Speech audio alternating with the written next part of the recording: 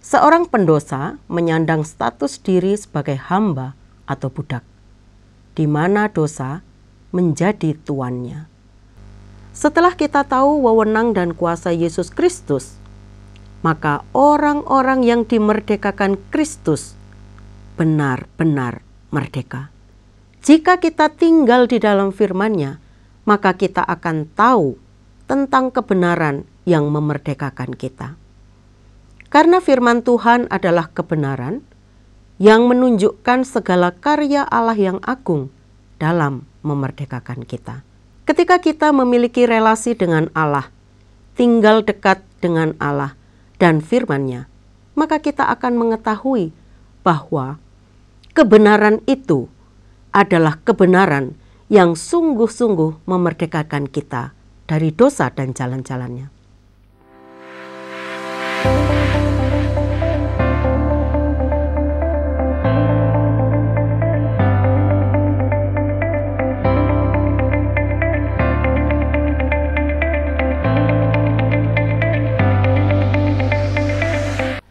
Shalom, salam sejahtera dari Tuhan kita Yesus Kristus. Saudara, kita berjumpa dalam acara Terang Warta Rohani yang dipersembahkan oleh Yayasan Terang Warta Rohani melalui YTWR Channel. Hari ini kita akan belajar tentang benar-benar merdeka dari Injil Yohanes 8 ayat 31 sampai 36. Merdeka, merdeka, merdeka. Peki ini akan kita selalu dengar pada waktu-waktu khusus, seperti misalnya bulan Agustus, dan setiap tanggal 17 merupakan hari kemerdekaan bangsa Indonesia. Dan tahun ini adalah kemerdekaan yang ke-80. Bangsa Indonesia menyatakan kemerdekaan dari penjajahan bangsa asing. Namun benarkah bangsa Indonesia sudah benar-benar merdeka? Berbicara tentang merdeka, apa sih arti dari merdeka? Menurut Kamus Besar Bahasa Indonesia, merdeka adalah berarti bebas dari perhambaan, penjajahan, dan sebagainya, atau berdiri sendiri. Tidak terkena atau lepas dari tuntutan, misalnya dari tuntutan penjara seumur hidup. 3 berarti tidak terikat, tidak bergantung kepada orang atau pihak tertentu.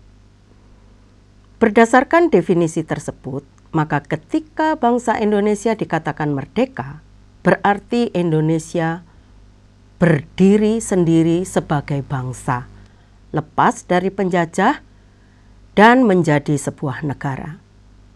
Ini adalah kemerdekaan sebuah bangsa dan boleh dikatakan kemerdekaan secara fisik. Dalam Alkitab tertulis bahwa bangsa Israel sebagai sebuah bangsa pernah mengalami masa perbudakan. Karena bangsa Israel adalah bangsa pilihan Allah, jadi jauh sebelum bangsa Israel mengalami sebuah peristiwa, maka apa yang dialami oleh Israel, Allah sudah memberitahukan sebelumnya kepada Abraham, bahwa bangsa yang menjadi keturunan Abraham, dan yang kita tahu pada akhirnya itulah bangsa Israel, akan mengalami masa perbudakan di tanah Mesir. Tertulis dalam Kejadian 15 ayat yang ke-13.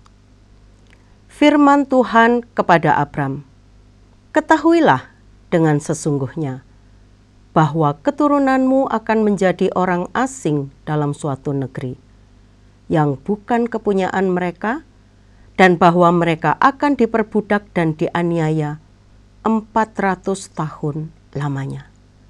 Saudara, firman Tuhan ini digenapi di dalam 1 Raja-Raja pasal 6 ayat yang pertama. Dan terjadilah pada tahun ke-480 sesudah orang Israel keluar dari tanah Mesir. Bangsa Israel selama 480 tahun kemudian keluar dari tanah Mesir, tanah perbudakan, menuju tanah yang dijanjikan Allah, yaitu suatu tanah yang subur, berlimpah air susu dan madu. Dalam sejarah kehidupan manusia, ada kemerdekaan secara rohani. Manusia diperbudak oleh dosa sejak Adam, manusia pertama, jatuh dalam dosa. Setiap orang yang berbuat dosa, yaitu orang yang melakukan dosa, yang memilih dosa, yang lebih menyukai jalan kejahatan daripada jalan kekudusan, yang membuat rancangan-rancangan dosa, yang memuaskan keinginan daging, dan yang merancang kejahatan, dan yang membiasakan diri berbuat dosa, serta yang berjalan mengikuti keinginan daging dan yang melipat gandakan dosa, dia adalah hamba dosa. Seorang pendosa menyandang status diri sebagai hamba atau budak, di mana dosa menjadi tuannya. Dalam status hamba atau budak, bagaimanapun ia berusaha, tetap ia tidak akan pernah mampu membebaskan dirinya dari dosa dengan kekuatan sendiri. Sebagai budak, ia tidak pernah dianggap, sekalipun ia bekerja keras, sebab memang itulah beban yang selalu harus dipikulnya sebagai budak. Seorang budak hanya bisa dibebaskan oleh pihak yang memiliki kuasa. Selain tuan atau majikan, anak dalam rumah itulah yang memiliki kuasa untuk memberi kemerdekaan terhadap budak. Injil Yohanes 8 ayat 34 sampai 36 berkata, kata Yesus kepada mereka, "Aku berkata kepadamu, sesungguhnya setiap orang yang berbuat dosa adalah hamba dosa. Dan hamba tidak tetap tinggal dalam rumah, tetapi anak tetap tinggal dalam rumah. Jadi, apabila anak itu memerdekakan kamu, kamu pun benar-benar merdeka." Mari perhatikan ayat 35 dari pasal 8 Injil Yohanes. Hamba atau budak tidak tinggal tetap di dalam rumah. Hamba hanya tinggal sementara di dalam rumah tuannya. Sedangkan anak akan tetap tinggal di dalam rumah bapaknya. Pada bagian firman Tuhan ini, anak yang dimaksud menunjuk kepada Yesus Kristus sebagai anak tunggal Bapa. Menawarkan kemerdekaan, sebab dia mempunyai wewenang dan kuasa untuk memerdekakan. Inilah 3 wewenang dan kuasa Yesus Kristus sebagai anak tunggal Bapa. 1. Untuk membebaskan para tawanan. Hal ini dilakukannya melalui tindakan pembenaran dengan membayar lunas tuntutan yang timbul akibat kesalahan kita dan akibat hutang-hutang dosa kita. 2. Dia berkuasa untuk menyelamatkan hamba-hamba yang terikat, dan ini dilakukannya dengan menguduskan mereka. 3. Dia berkuasa untuk mengangkat orang-orang asing sebagai warga negara, dan hal ini dilakukannya melalui pengangkatan sebagai anak adopsi. Setelah kita tahu wewenang dan kuasa Yesus Kristus, maka orang-orang yang dimerdekakan Kristus benar-benar merdeka. Kata benar-benar merdeka berarti sungguh-sungguh merdeka. Saudara, Yesus Kristus adalah anak yang memberikan kemerdekaan dengan karyanya di kayu salib. Dari mana kita tahu?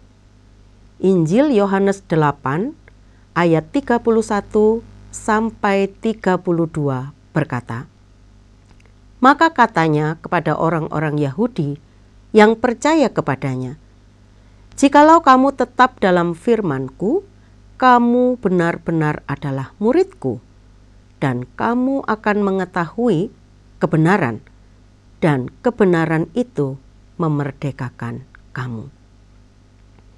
Konteks Injil Yohanes ini adalah Yesus berbicara kepada orang Yahudi. yaitu orang Yahudi yang percaya kepadanya.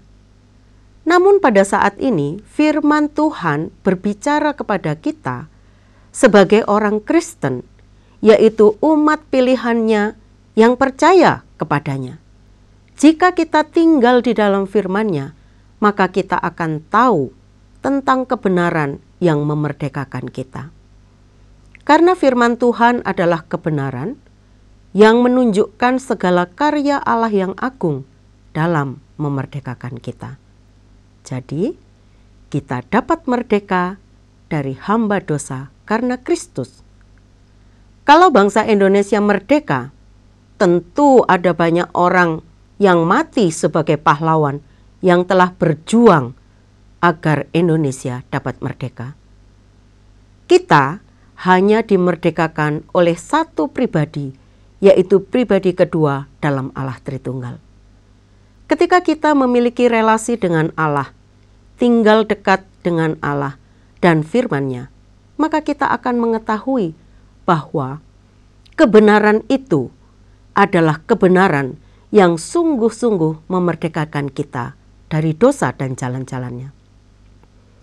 Dekatlah kepada Allah, maka kita akan mengetahui siapakah kita dan seberapa berdosanya kita di hadapan Allah.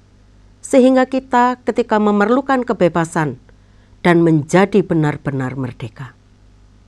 Tanpa Allah dan kebenarannya, kita tetaplah hamba dosa.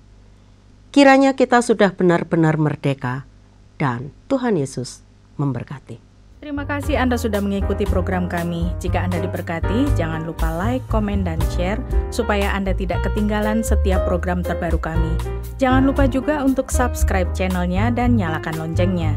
Jika Anda ingin mendukung pelayanan kami, bisa melalui rekening kami berikut ini atau menghubungi kami di sini.